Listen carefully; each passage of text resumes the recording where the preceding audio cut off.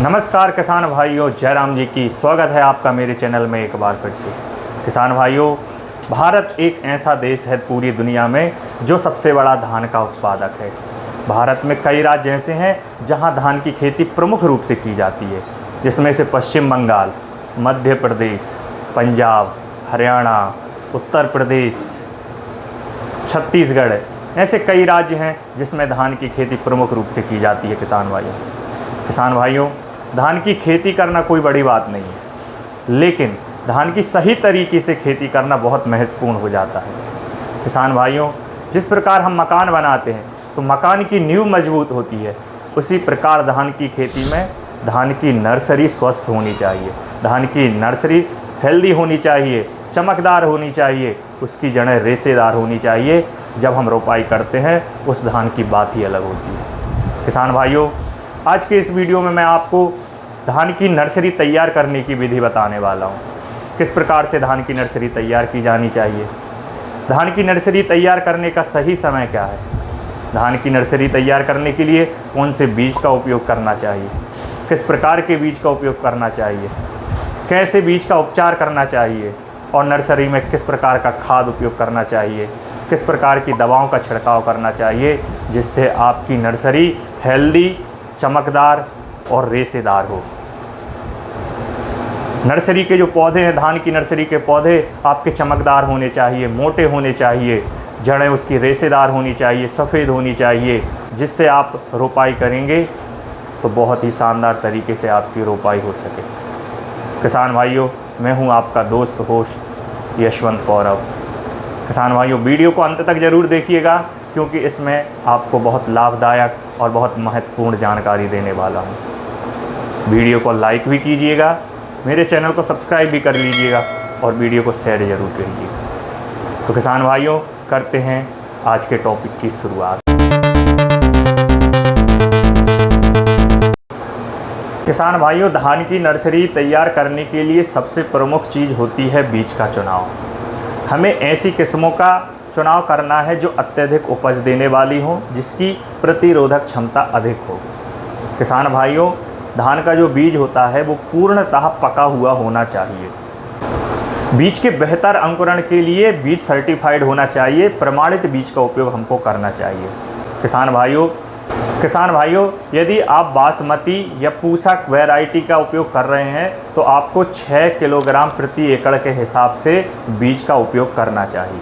यदि आप हाइब्रिड बीज का उपयोग कर रहे हैं तो 12 किलोग्राम प्रति एकड़ के हिसाब से आपको बीज का चुनाव करना होगा। किसान भाइयों, बीज का चुनाव करने के बाद सबसे ज़रूरी हो जाता है बीज का उपचार करना।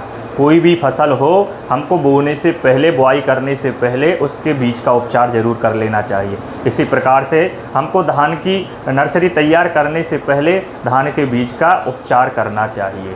हमारी धान में फफूंद जनित रोग, ब्लास्टा, रूट रोग, कई प्रकार के रोग लगने का प्रकोप रहता है, इसलिए हमारे बीज को उपचार करना बहुत ही आवश्यक है। इसके लिए आपको जो बीज होता है, जितना भी बीज आपने लिया है, जितनी भी एकड़ में आप खेती करना चाहते हैं, 6 किलोग्राम प्रति एकड़ के हिसाब से आप बीज को लीजिए और बीज को इकट्ठा करके किसी बोरे में या सूती कपड़े में बांध के रख दीजिए और उसको गीला कर दीजिए। 6-7 घंटे बाद उस बीज को निकालिएगा। इससे फ़ायदा ये होगा कि जो बीज में अंकुरण की क्षमता है वो बढ़ेगी और अच्छे तरीके से आपका बीज अंकुरित होगा। उसके बाद इसको उपचार करिएगा। किसान भाइयों, बीज उपचार के लिए आप फंगीसाइड कार्बेंडाजिम 50% AC 2 ग्राम प्रति किलोग्राम की दर से एवं उसके साथ स्ट्रेप्टोसाइक्लिन को बीज में अच्छी तरह से मिला करके आप उपचार कीजिएगा। उसके बाद आप नर्सरी में उसको उपयोग कीजिएगा। बहुत ही लाभदायक और बहुत ही शानदार उपचारित बीज आपका हो जाएगा। किसान भाइयों, बीज उपचार करने के बाद एक और सबसे इम्पॉर्टेंट होता है धान की नर्सरी के लिए खेत का चुनाव। हमें ऐसे खेत का चुनाव करना चाहिए जहां पानी की निकासी भी हो जाए, समतल भूमि होनी चाहिए और 1 एकड़ के लिए आपको एरिया 20 बाई 20 फुट चौड़ा, 20 फुट लंबा, 20 बाई 20 मतलब 400 स्क्वायर फीट की ज़मीन आपको 1 एकड़ की नर्सरी तैयार करने के लिए उपयोग में लाना चाहिए।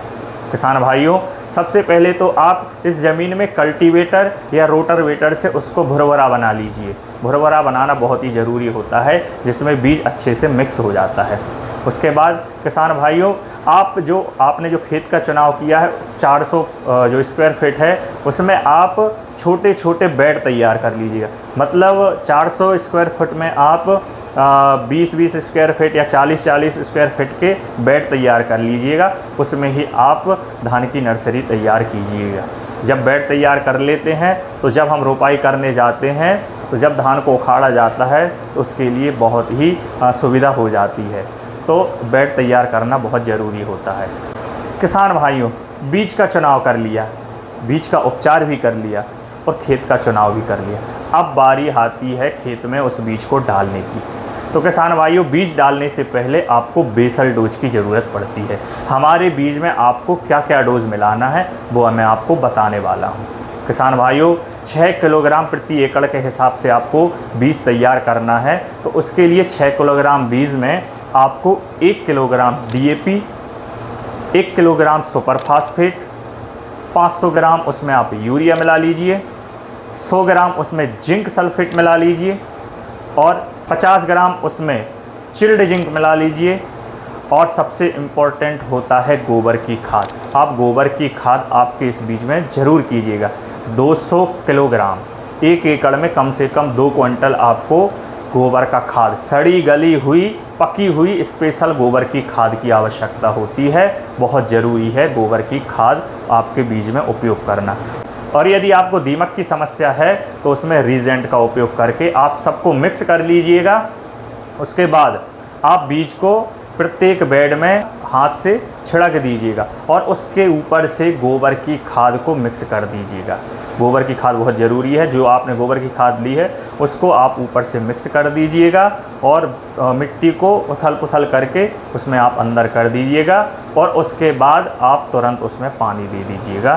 फिर देखना आपका जो नर्सरी जब उगेगी कितनी शानदार दिखेगी। किसान भाइयों, ये सारी विधि आपको शाम के समय में करना है। भरी दोपहर में अधिक टेम्परेचर में आपको नर्सरी तैयार नहीं करनी है। शाम के समय में आपको नर्सरी तैयार करनी है। तो बीज को आप इस तरह से आप अपने खेत में डाल सकते हैं। किसान भाइयों, आपके जो खेत की नर्सरी है उसमें बीज डालने के बाद आपको प्रतिदिन सुबह और शाम पानी देना अनिवार्य है। आप अपनी जो नर्सरी में पानी ज़रूर दीजिएगा सुबह और शाम। उसके बाद आपकी जो नर्सरी है 10 से 12 दिन की हो जाती है तो उसमें एक खाद का डोज अवश्य डालिएगा। कौन सा खाद का डोज डालना है मैं आपको बताने जा रहा हूँ।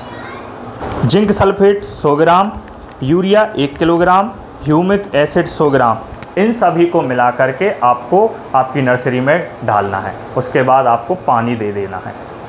किसान भाइयों, आपकी नर्सरी 12 से 15 दिन की हो जाती है तो उसमें एक स्प्रे करना बहुत ही आवश्यक है, क्योंकि आपकी जो पत्तियां हैं उसमें किसी प्रकार का रोग लगने की संभावना को देखते हुए एक फंगीसाइड का स्प्रे बहुत ज़रूरी है। तो कोई भी फंगीसाइड आप ले लीजिए, उसके साथ क्वेंटिक 100 ml का आप इसको 15 लीटर पानी में मिला करके छिड़काव कर दीजिएगा।